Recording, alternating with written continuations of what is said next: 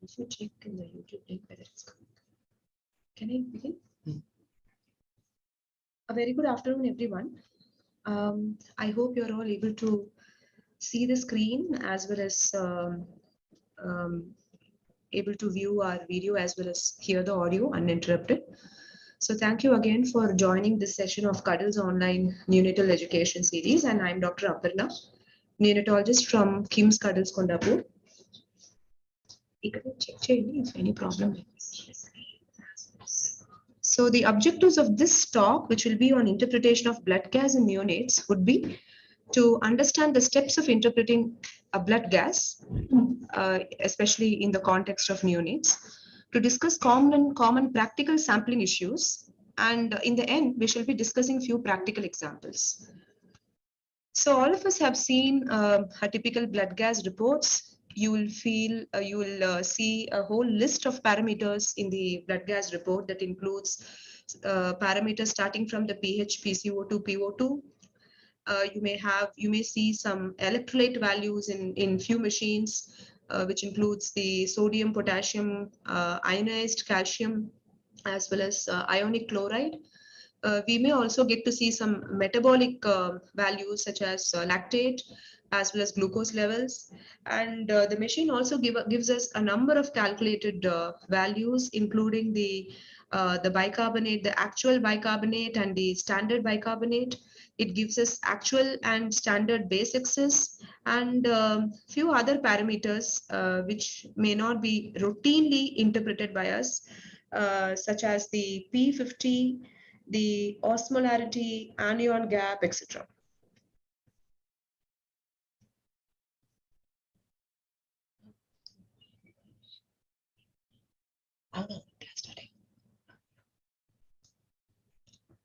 So there are some parameters that are to be provided by the users, such as hemoglobin, the FiO2, and the temperature. There are three measured parameters which every blood gas machine actually measures, and these are the pH, PCO2, and the PO2. There are few calculated parameters which include the bicarb and the base excess primarily, and we have number of other parameters like the total carbon dioxide levels, AaDO2, which is the alveolar to arterial oxygen diffusion gradient, A by A ratio, which is the ratio of the partial pressure of oxygen in arterial blood versus alveoli, anion gap, osmolality, the RI, P50, and number of other additional parameters, which includes electrolytes, glucose, etc. So it is important that we provide some of these parameters such as hemoglobin, FiO2, and temperature in order to accurately calculate the measured or calculated parameters. We all are aware of the Cigar-Anderson nomogram, wherein if we know one among the three parameters, two among the three parameters, which are pH, PCO2, and bicarbonate, we can always calculate the third parameter. So if we know the pH and PCO2, we can calculate the bicarb. In turn, if we know the pH and the bicarb, we can calculate the PCO2. So this nomogram basically describes the relationship between these three parameters, the pH, CO2, as well as the bicarb. So essentially, the three measured parameters, the pH, PCO2, and PO2, are the three main players which essentially give us a lot of clinical inputs for the management of the baby. And in addition to this, the metabolic status of the blood is indicated by one of the two parameters, bicarbonate or base excess. So the standard base excess in some countries and bicarb in some other countries is taken as the important determinant for the metabolic status of the body. Essentially, in the blood gas, although we have the number of parameters, we need to be most concerned about these four parameters, pH, PCO2, and PO2. These are directly measured from the infant's blood, and standard base excess or bicarbonate based on the protocol that we follow, which is a calculated parameter. Additional parameters may or may not be available with the blood gas, and they are not necessarily useful for the interpretation of the acute clinical status. And also there are problems with the interpretation or the kind of correlation between electrolyte levels in the blood gas versus the serum electrolyte levels. It has been generally seen that sodium levels measured in the blood gas may be lower than the corresponding serum levels, and potassium levels may be slightly higher. So we need to closely correlate these parameters with the serum levels, and they may be useful more in the assessment of the trend of change in electrolytes rather than as a single parameter assessment. So essentially, these three parameters, pH, PO2, and PCO2, are the ones that are directly measured from the blood gas. So let us start by discussing about the four main players: pH, PCO2, standard base excess, and PO2. Amongst these, the pH, PCO2, and the standard base excess would summarize the acid-base status of the baby, and PO2 essentially represents the oxygenation status of the baby. So if you know the pH, PCO2, and standard base excess, not only can we understand whether the baby has acidosis or alkalosis, we can also understand whether the genesis of this abnormality is respiratory or metabolic, and we can also try and understand whether this is compensated. So we'll begin with the pH. The pH, as we know, represents the concentration of the hydrogen ions in the blood. The normal concentration is taken to be 40 nanomoles per liter. And because the concentration of hydrogen ions is more complex, pH represents the negative algorithm of the H plus or hydrogen ion concentration in the blood, and the mean pH is 7.4. So this is the negative algorithm of 40 nanomoles per liter. The range of pH is between 7.35 to 7.45, and pH which is decreased or low, less than 7.35, is taken as acidosis, and a pH more than 7.45 is taken as alkalosis. Moving on to PCO2. PCO2 represents the partial pressure of carbon dioxide. The normal concentration or normal PCO2 is between 35 to 45 millimeters of mercury, or alternatively, this is expressed in the unit torr. So PCO2 below 35 is considered to be low and denotes hypocarbia or respiratory alkalosis. A PCO2 which is more than 45 is generally taken as high, and it represents hypercarbia or respiratory acidosis. The third important parameter is base excess. Now, base excess represents the metabolic status of the body. So what does this represent? Base excess denotes to the amount of acid or base that is required to be added to bring the pH back to normal. So if base excess is positive, say for example, plus 7, so this represents that the buffer base of the body is in excess of the standard buffer base concentration by around 7 milliequivalents per liter. So in other words, this represents a state of alkalosis, and the number in turn denotes to the amount of acid that needs to be added to that baby's blood in order to bring the pH back to the normal concentration, that is a pH of 7.40. On the other hand, if the base excess is negative, what does it mean? It means that the buffer base is at a deficit. So if the base excess is minus 7, it means that the buffer base is deficient by 7 milliequivalents per liter, and we have to add 7 milliequivalents per liter of base in order to bring the pH back to normal, which is 7.40. So a negative base excess is also denoted by the term base deficit. So either we can say base deficit of 2, or you may say base excess of minus 2. Both represent the same abnormality. So the normal range of base excess or base deficit is anything up to the range of 2. So minus 2 to 0 to plus 2 is taken as the normal range of base excess. If base excess is in excess of minus 2, it is taken as metabolic acidosis. And if base excess is more than plus 2, it represents metabolic alkalosis. Sorry. So in order to understand this concept better, we need to understand what we mean by the buffer base of the body. So our blood actually has 3 different types of buffers. Now buffers, as we all know, are neutral or agents that are capable of bringing the pH or the acid-base balance of the body back to 0 irrespective of whether there is originally more acid or more base. So the three important buffer base that is present in human blood are hemoglobin, bicarbonate, and proteins. So the normal concentration of the total buffer base in the body is anything between 48 to 50 millimoles per liter. So in every liter of blood, there is a buffer base of 48 to 50 millimoles, which is primarily composed of bicarbonate. So almost 50% or around 24 millimoles per liter in the buffer base is comprised of bicarbonate, and another 50% is comprised of hemoglobin and proteins. Now, we all know that the acid-base balance has to be maintained across the body fluid compartments, not only within the blood, and hemoglobin is present only within the blood. So the buffer bases that are present in the extravascular compartment are only two. They are bicarbonate and protein. So hemoglobin is not available in the extravascular buffer base.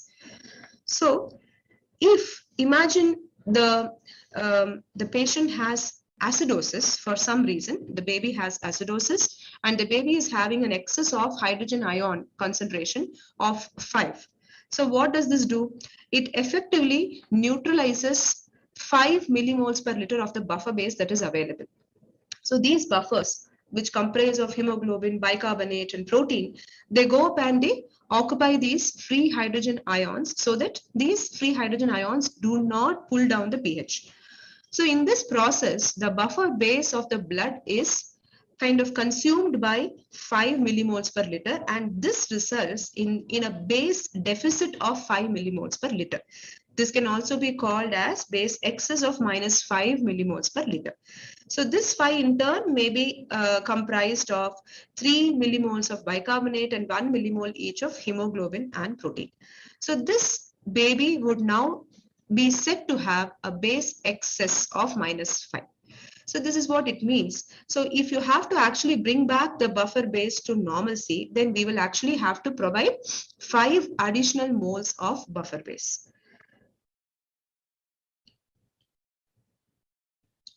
Right. So again, in buffer base, there are two different terms, the actual base excess and the standard base excess. So let us further understand these two different terms. Now, if you look at the buffer base in general, I told you that the buffer base in the blood is only comprised of hemoglobin, bicarbonate, and protein, and the buffer base in the extravascular compartment would be bicarbonate and protein. So the buffer base status of the body would not only be influenced by the excess acid or excess base that is present, but to some extent would also be influenced by the inherent hemoglobin concentration of the blood, and also the temperature, and to some extent the respiratory status of the body. Now, why do we say so? If, for example, the baby has anemia, now the hemoglobin concentration is going to come down, and because hemoglobin is one of the buffer bases that is available, the entire buffer base is also going to be slightly lesser in this particular baby. But when we look at the buffer base, we wanted to primarily represent the metabolic status of the body and not necessarily represent anemia, polycythemia, etc. So when we calculate the standard base excess, we try to kind of assume that the hemoglobin of the baby is 15 grams per deciliter, or it is in the normal range. So since hemoglobin is exclusively present in the blood compartment or intravascular compartment, and this typically represents only 1/3 of the total fluid or total body water, it is said that in standard base excess calculation, it is assumed that the hemoglobin concentration is 5 grams per deciliter across the total body water, simply because total body water is representative of 3 times more than the intravascular the fluid compartment. Similarly, when we calculate the standard base excess, we also assume that the respiratory status of the baby is normal. So again, if the PaCO2 of the patient is high, automatically it will result in compensatory increase in bicarbonate, because some of the CO2 is going to combine with H2O, and this will form H2CO3, and H2CO3 in turn will dissociate into H plus and HCO3. So in order to compensate for the respiratory derangements in the body, when we calculate standard base excess, we again assume that the PCO2 of the baby or PCO2 of the patient is exactly at 40 millimoles per liter. And likewise, we also assume that the temperature of the patient is normal, that is 37 degrees Celsius. So the difference between the two terms is actual base excess is the actual derived base excess that is derived from the actual bicarbonate of the baby, which in turn could represent a derangement that is caused because of fluctuations in temperature, fluctuations in CO2 levels also. But when we calculate standard base excess, we try to correct or standardize for all these derangements, and we assume standard base excess is that base excess where hemoglobin concentration is assumed to be 5 grams per deciliter across the total body water. And we discussed why this is taken as 5. Indirectly, it means a concentration of 15 grams per deciliter in the blood compartment, and blood compartment represents 1/3 of the total body water. We also assume that the temperature is 37 degrees and that the CO2 levels are normal. The other way of representing the metabolic status of the baby is to measure the bicarbonate concentration. Bicarbonate concentration may be useful to calculate the compensation status, whether there is a metabolic compensation to a respiratory problem versus not. The normal bicarbonate concentration is 22 to 26 milliequivalents or millimoles per liter. The average is 24. But the important pitfall for bicarbonate is that it tends to change with the respiratory status of the body. So if the PCO2 levels go up, especially in chronic respiratory acidosis, like in an adult patient with COPD or in a baby with bronchopulmonary dysplasia, then we expect that the bicarbonate levels also are going to be higher. So these may not be necessarily representative of the metabolic status of the body. So again, when we try to correct for the respiratory derangements, we talk about actual bicarbonate and the standard bicarbonate. So actual bicarbonate is the actual or the current bicarbonate of that patient. Again, bicarbonate, if we remember from the earlier discussion, is not a measured parameter, but it is a calculated parameter. But whatever bicarbonate we calculate from the current pH and the current CO2 will represent the actual bicarbonate. Now, this bicarbonate may be high or low if there was a derangement in the carbon dioxide. So if CO2 of that baby was abnormal, then standard bicarbonate is that bicarbonate in that particular baby, provided PCO2 was 40 millimeters of mercury and provided temperature was 37 degrees Celsius. So here we correct for the temperature as well as respiratory derangements while understanding the bicarbonate of the baby. So if the standard bicarbonate is low, is less than 24, then the baby definitely has metabolic acidosis in addition to whatever respiratory derangement the baby might have, and the standard bicarbonate is more than 24, then the baby definitely seems to be having metabolic alkalosis over and above any other respiratory derangement that the baby may have. Finally, the PO2. PO2 denotes the oxygenation status of the baby. The normal PO2 is between 50 to 70 millimeters of mercury for a term baby, and for a preterm baby, and for a term baby this may be 60 to 80 millimeters of mercury. A PO2 below 50 is taken as hypoxemia, and a PO2 which is more than 70 in a preterm and more than 80 in a term baby can be considered as hyperoxemia. So in contrast to hypoxia and hyperoxia, which are generally derived from the SpO2 targets, hypoxemia and hyperoxemia are the terms that are used with respect to the partial pressure of dissolved oxygen. Now, the main difference between PO2 and SpO2 is that PO2 only provides a snapshot, only provides a single assessment of the oxygenation status, whereas the saturation is more informative as it's a dynamic and a continuous parameter. So let's now go on to how we are going to interpret a blood gas. So far we have discussed about various parameters, the pH, the PO2, the PCO2, and the bicarbonate versus base excess. So we also try to understand the differences between standard and actual bicarbonate, and also standard and actual base excess. The interpretation of blood gas proceeds in 3 methodical steps. The first step is to answer the question, what's the acid-based status of the baby? So are we dealing with acidosis or alkalosis, and is it respiratory or metabolic, and then whether it is compensated or uncompensated? The second question is, how is the oxygenation? So very often we tend to forget this parameter while we are interpreting the acid-base balance of the baby. Very, very important to look at the PO2 and comment on the oxygenation if it is an arterial blood gas. So of course, PO2 does not carry meaning if it is a venous blood gas. The third question to be answered is, what's the cause of the derangement? If there is a derangement, and how do we manage this? So let's take up the first question. We can in turn break up the first question into three parts. What's the pH? If there is acidosis or alkalosis, what's the nature or what's the etiology of acidosis? Is it respiratory or metabolic? And the third question is whether there is any compensation. And if there is compensation, whether it is completely compensated or whether it is partially compensated. So let's begin by discussing the abnormalities in the blood gas and the steps in its interpretation.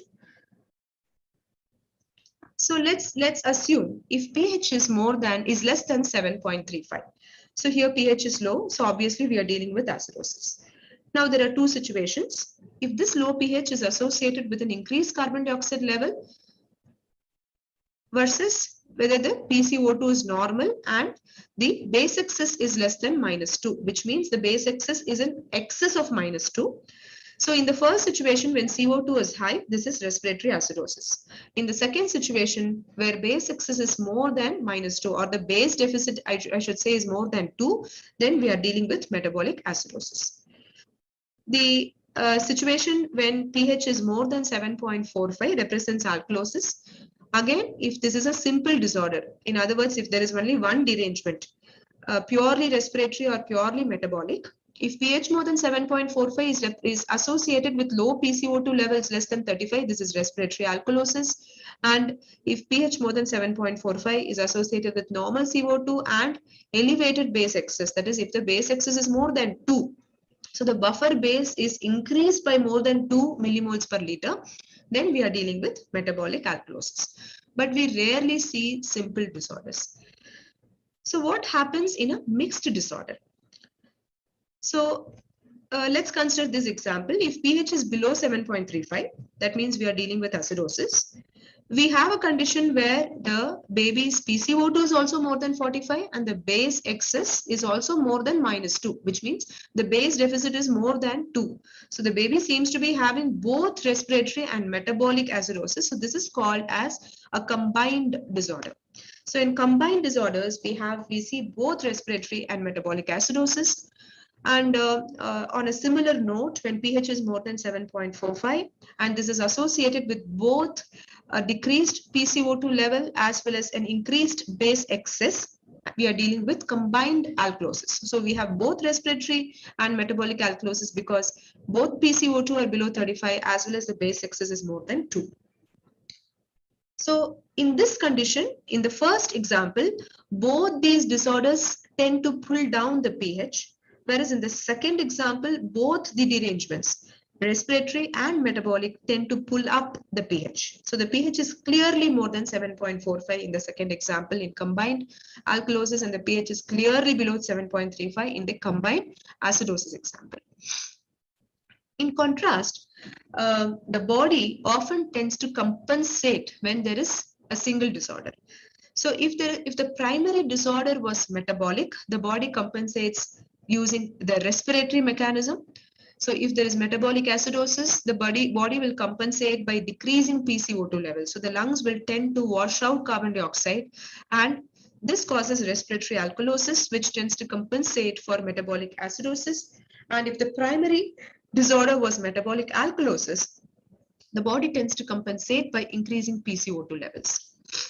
Typically, the respiratory compensation is quick and it can happen over minutes to hours. So you may find that there is significant respiratory compensation for a primary metabolic disorder even within maybe 30 to 40 minutes.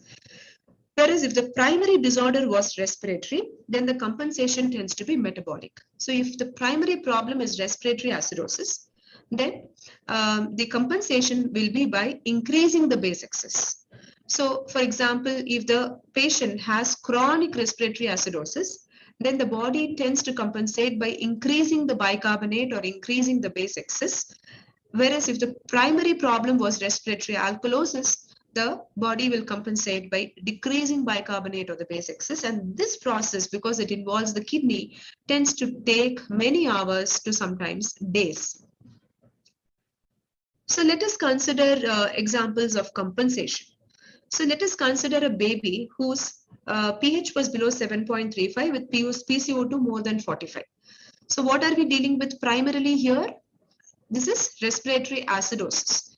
And the body compensates for respiratory acidosis by increasing the bicarbonate levels or increasing the base excess. So the base excess goes up to more than 2. So if a situation like this arises, you may wonder which was the primary disorder. So the simplest thing to remember that whatever derangement explains the alteration in pH, that derangement is likely to be the primary disorder. So in this particular example, it is the elevation in carbon dioxide that is going to explain a decrease in pH. Hence, obviously, respiratory acidosis must have been the primary disorder, and the elevation in base excess or metabolic alkalosis is the compensatory mechanism. So the body never overcompensates. So metabolic alkalosis could never have been the primary mechanism because the pH is still slightly below 7.35. So in this example, because there is an attempt by the body to compensate by metabolic alkalosis, the pH may come towards 7.35. So if there had been no compensation at all, let's assume if the pH were around 7.25 or 7.27, with metabolic compensation, the pH may move to say 7.34, but it is unlikely to overshoot. Likewise, if the pH was more than 7.45 associated with a fall in carbon dioxide, wherein the primary pathology is respiratory alkalosis, the body will compensate by metabolic compensation, wherein the base excess is going to become less than -6. On the other hand, if pH is below 7.35 and this is explainable by a primary metabolic disorder, so here base excess is more than -2, or base deficit is more than more than 2. So this is a problem where bicarbonate has come down significantly. The body will compensate by a washout of carbon dioxide levels. So this is primarily metabolic acidosis with respiratory compensation. Likewise, when the pH is more than 7.45 with a base excess of more than 6, this is metabolic alkalosis, and the body compensate by building up carbon dioxide or respiratory acidosis. So to summarize, if the baby has a decreased pH with only an increase in PCO2 levels with normal base excess, this is acute or simple respiratory acidosis. So this is uncompensated. If there is partial compensation, we will start seeing some increase in the base excess in the similar scenario. And when it is fully compensated, there will be an increase. The primary problem was increase in CO2, and there is also an increase in base excess. It is more significant now, and the pH would have come to near normal. In respiratory alkalosis, if it is uncompensated disorder, we will find that CO2 is less, pH has gone up, and the base excess is normal. When there is partial compensation, there is decrease in CO2, there is also a decrease in base excess, and the pH has increased. Whereas when it is fully compensated, the pH comes back to near normal, and both PCO2 as well as base excess are decreased. So if you find the changes in CO2 and base excess to be in opposite directions, then we are dealing with a combined disorder. And if you find that the change in CO2 and base excess are in the same direction, for example, if the CO2 goes up or there is respiratory acidosis, the base excess also goes up. So which means that the bicarbonate levels also rise up. So this means that there is compensation. Whereas in a mixed disorder, so when we have combined respiratory and metabolic disorder, we find that when CO2 goes up, so there is respiratory acidosis, there is also metabolic acidosis, there is also a fall in the base excess or in the bicarb. So this becomes a combined disorder. So if the changes are in the same direction in PCO2 as well as base excess, do remember that it indicates compensation. If the changes are in opposite direction, like this in this example, it indicates a combined disorder. So this both these examples denote compensation. So you can find that CO2 went up and the base excess also went up. So this is a compensatory disorder. In the second example, there is primarily the respiratory alkalosis, and it is also accompanied by base excess coming in less than -6, and this is metabolic compensation. The next important step is to understand how much compensation is normal. So if the primary disorder was metabolic acidosis, then the compensation we all know would be in the form of decrease in the PCO2 levels. Now, how much compensation in PCO2 is expected? This can be understood by either of three formulas. The most commonly used is the Winter's formula, where PCO2 is represented by the equation 1.5 times bicarbonate plus 8 plus or minus 2. So if the baby had metabolic acidosis resulting in fall in bicarbonate levels to 16 from 24, then the expected CO2 levels must be 1.5 times 16, which is 24, plus 8, which is 32, plus or minus 2. So essentially it must be between 30 to 34. The PCO2 washout must have brought the PCO2 levels to between 30 to 34, and if it was in this range, it is considered to have been adequately compensated. The other way of understanding this would be look at the last two digits of the pH when there is metabolic acidosis.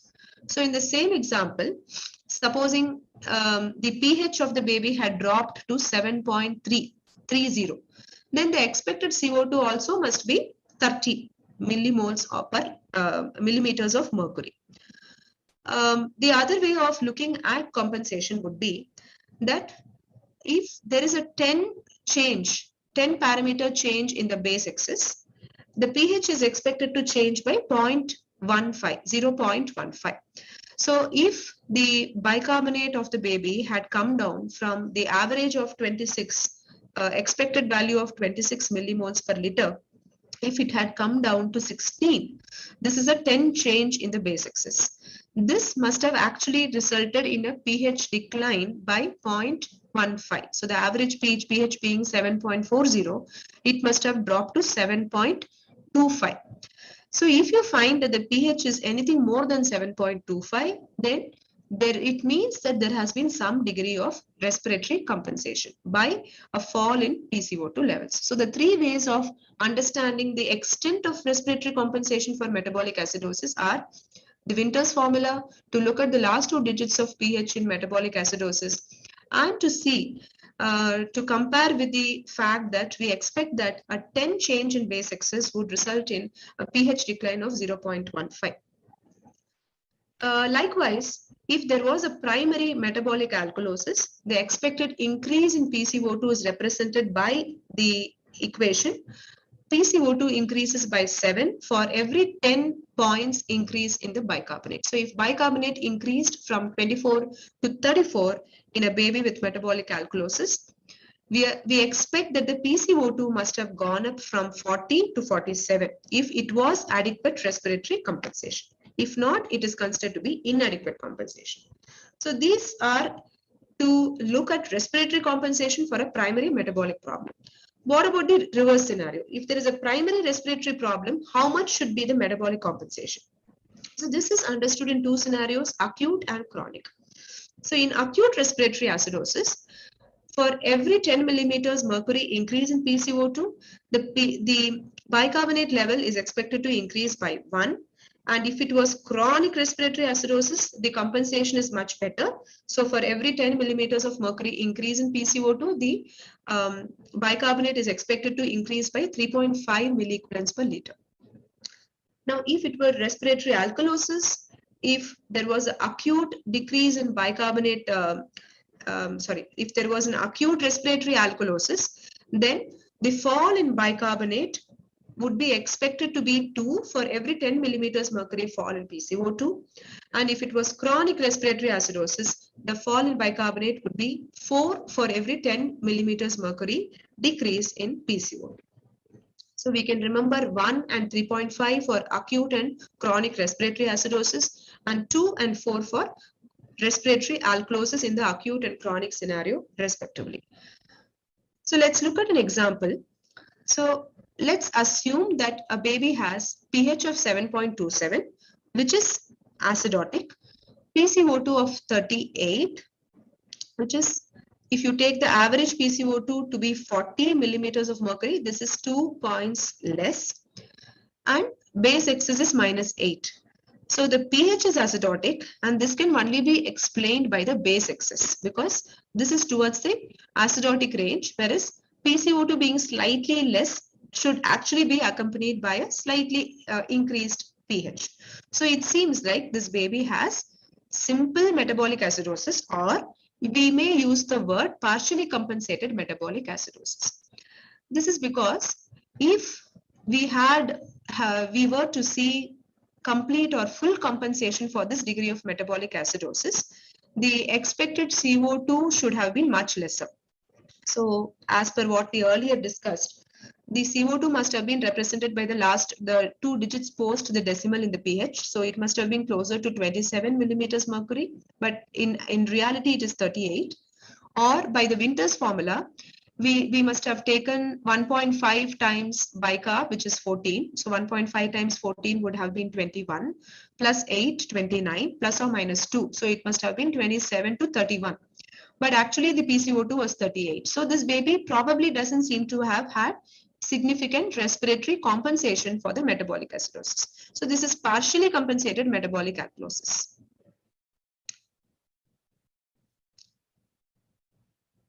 Now, let us now discuss a little bit about the oxygenation status. We have discussed about the acid-base status so far.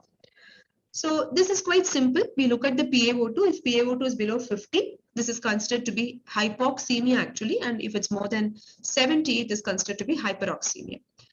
One may also want to look at the diffusion gradient between the alveolar and arterial PO2 levels. And normally, in a state where the diffusion across the lung is absolutely normal, the AATO2 would be less than 10. It may be up to 25 in a neonate.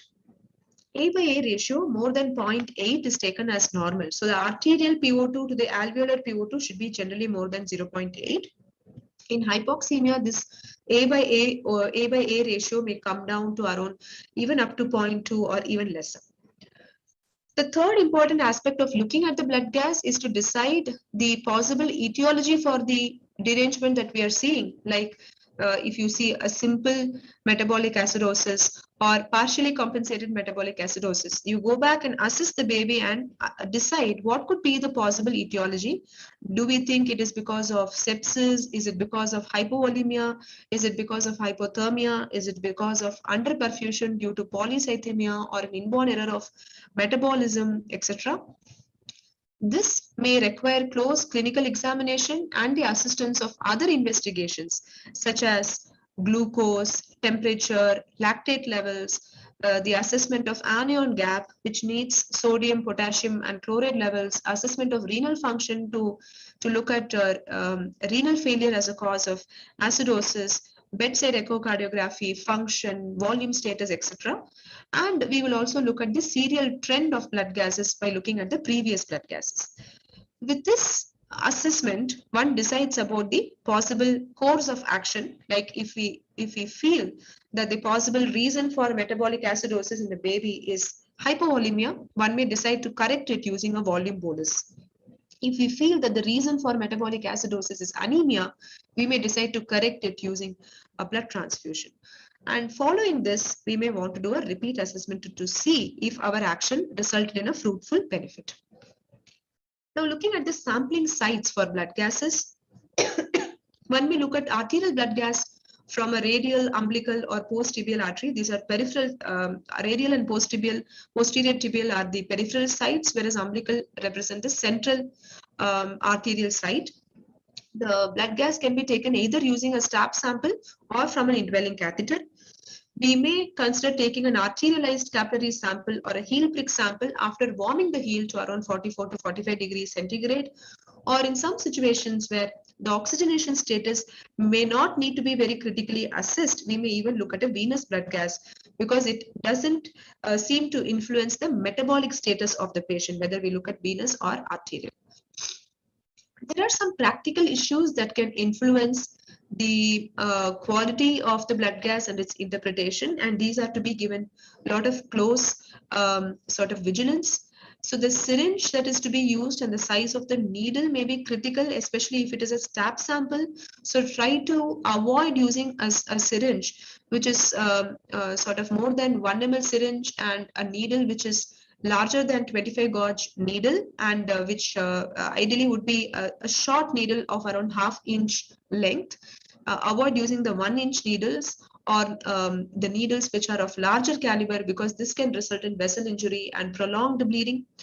The amount of anticoagulant that is to be used for anticoagulating the syringe or heparinization of the syringe is also very critical. It must just be enough to coat the syringe, and the concentration, if you take 1000 units per ml strength of heparin, even 0.05 ml is enough for 5 ml of blood sample. And at the same time, it is important to appropriately heparinize, because even small microscopic clots can adversely affect the blood gas analyzer. While transporting blood gas samples, it is important to be quick. If we anticipate delay, then it is better to transport the blood gases in an ice-containing container and allowing the immersion of the complete syringe barrel. Because a lot of parameters like the PO2, the pH also can be influenced by the delay in processing of the blood gas. Alcohol swabs or chlorhexidine swabs and strict hand washing and wearing donning sterile gloves must be taken into consideration whenever the blood gas sample is obtained in order to ensure strict asepsis. Coming to the technique of sampling, whenever we perform a stab sample from a peripheral arterial line, or if we were to insert a peripheral arterial line, one has to be careful in order to perform the Allen's test for before sampling and before arterial puncture. One may have to also go through the steps of taking an arterialized capillary sample, which includes pre-warming the heel and taking a capillary sample from the heel after adequate pre-warming is ensured in order to take a capillary sample or an arterialized capillary sample. So this is the technique for taking a arterialized capillary sample. So the baby's heel may need to be immersed in warm water, which is 42 to 43 degrees Celsius for 5 minutes at least, or one may dip a towel in this warm water, steam towel, and this can be wrapped around the heel for a duration of at least 5 to 7 minutes. This is to warm the heel in order to cause vasodilatation or arterialization of the capillaries. Avoid squeezing and do a gentle capillary stab.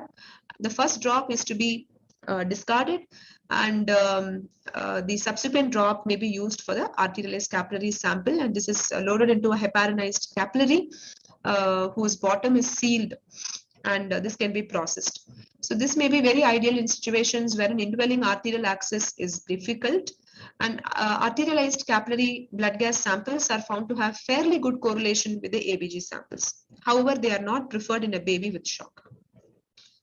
If there were sampling errors like air contamination especially, this can result in an increase in PO2 and a fall in PCO2, and especially if the duration of contact is longer. So if there is a air bubble that is accidentally aspirated in the syringe, do expel it immediately and do not agitate the blood.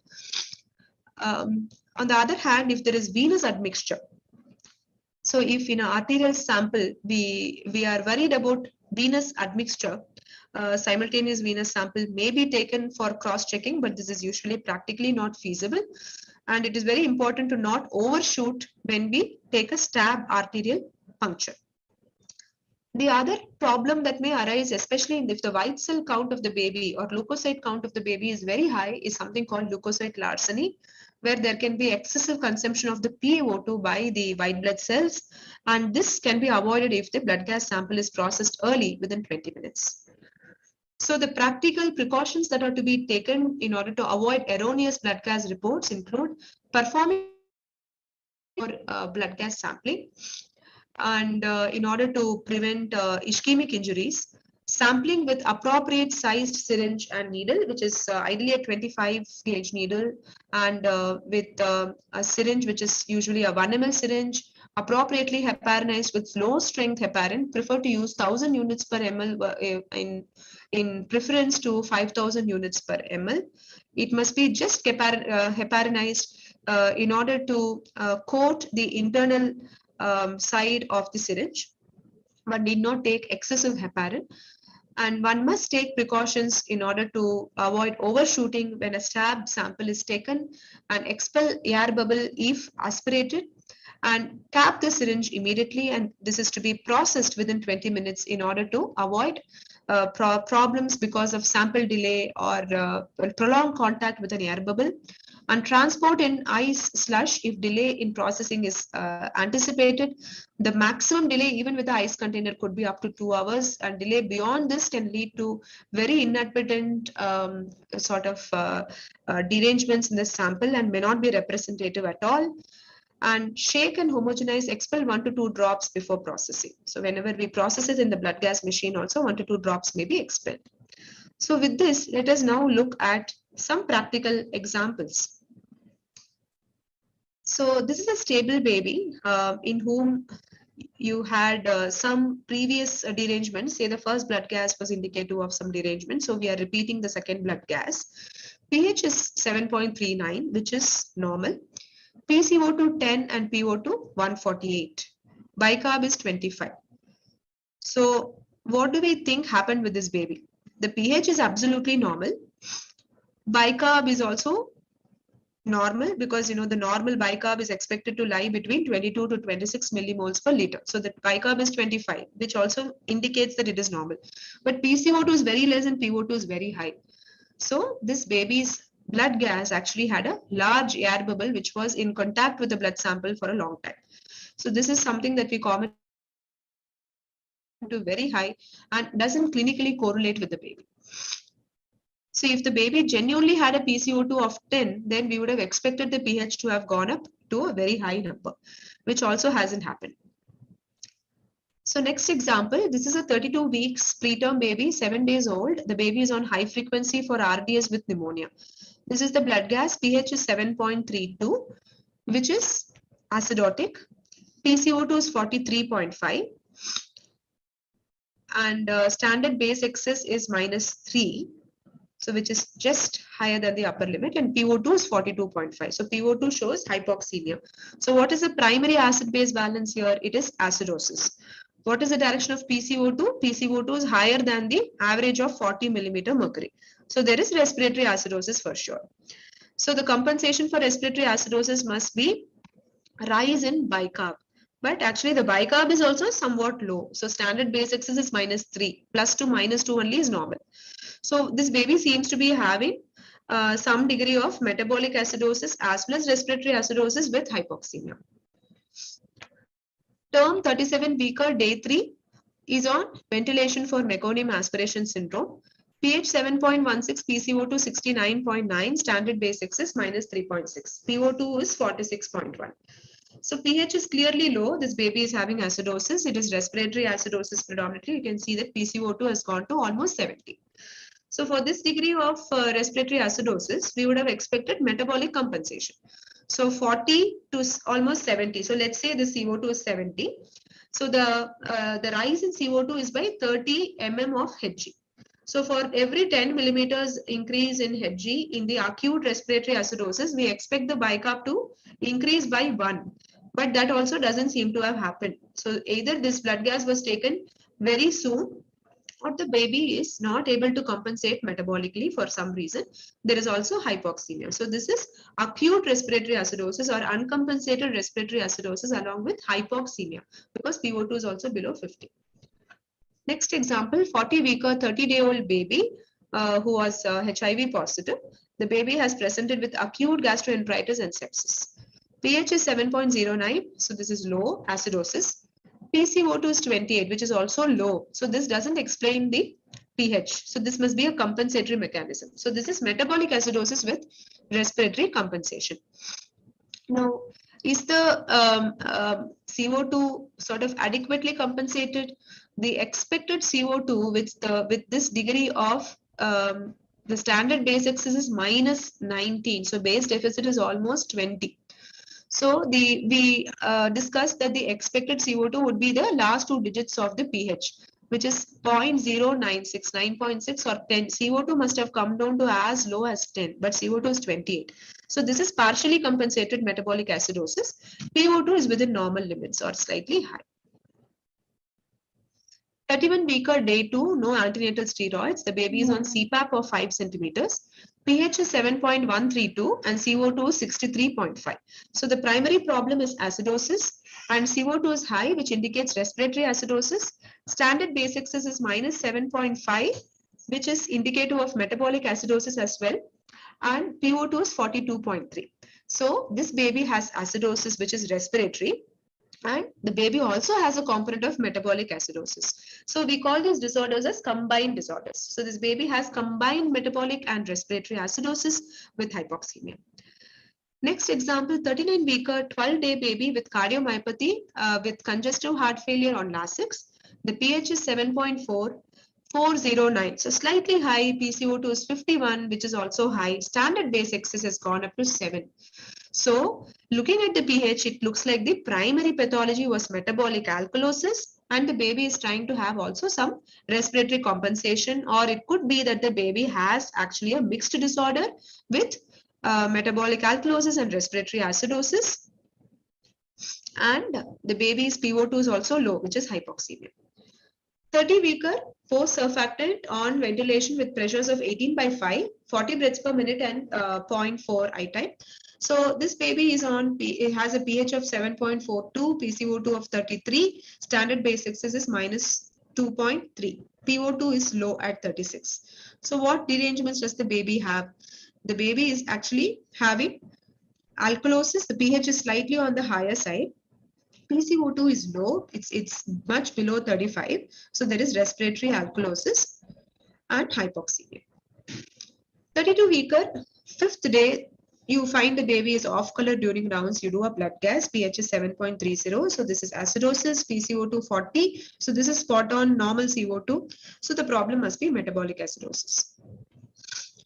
So to conclude, blood gas is a useful investigation, but it's just an investigation and it needs to be interpreted in the clinical context. And we also need to look into the trend of blood gases in order to understand the way it is progressing. Sampling errors must be avoided in order to completely understand the meaning of the blood gas. One needs to avoid things like a air bubble or inappropriate heparinization or prolonged or delayed transport. And one doesn't stop just with the interpretation, but it needs to translate into meaningful intervention in order to correct the abnormality. And this needs to be documented, and the thought process needs to be documented in the file. And one always has to act on the blood gas, or for that matter, any investigation that we perform in newborns, particularly always with the clinical context in mind. So I thank all of you for joining us in this session. If any of you have any queries, you can kindly post it on to our YouTube link. If not, I think I'll thank you all for joining today's session and looking forward for more. Thank you.